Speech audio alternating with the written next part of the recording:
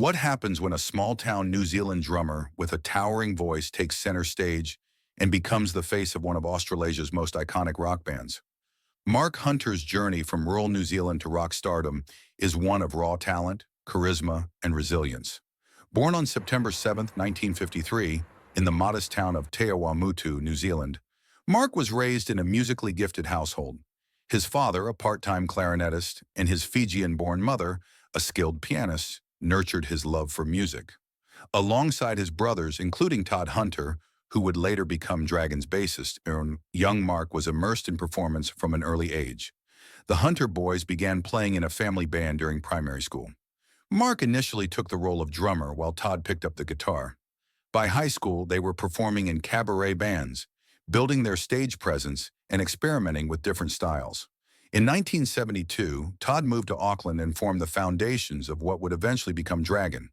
Mark would later join as the band's towering and magnetic frontman in 1973. Dragon's early years were shaped by a progressive rock sound showcased on their debut album, Universal Radio. With Mark newly at the helm, the band honed their skills in New Zealand's nightclub circuit. By 1975, seeking greater opportunities, they made the bold move to Sydney, Australia, a leap that would redefine their future. Despite early struggles, including a robbery and being dropped by their record label, Dragon's fortunes changed when they caught the attention of producer Peter Dawkins. The release of This Time marked their breakthrough, and soon the band exploded in popularity across Australia. From 1976 to 1979, Dragon dominated the charts with hits like Are You Old Enough, April Sun in Cuba, and Still in Love with You. Mark's on-stage presence was electric, fearless, androgynous, and captivating. However, fame brought chaos. Internal conflicts, drug issues, and personal tragedies, including the loss of their drummer to a heroin overdose, began to take their toll. By 1979, Mark's substance abuse had affected his health and performances, leading to his dismissal from the band by his own brother Todd, in hopes of saving his life. In the early 80s, Mark launched a solo career with modest success, releasing several albums and singles.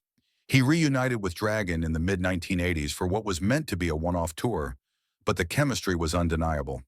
They released Rain in 1984, which reignited their popularity and led to a major label deal, and the album Dreams of Ordinary Men, produced by Todd Rundgren.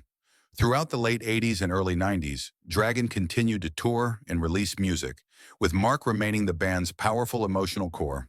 Tragically, in 1997, he was diagnosed with throat cancer. The music community rallied around him, organizing star-studded benefit concerts to support his treatment and family. Mark Hunter passed away peacefully in July 1998 at age 44, leaving behind a legacy that transcends his years.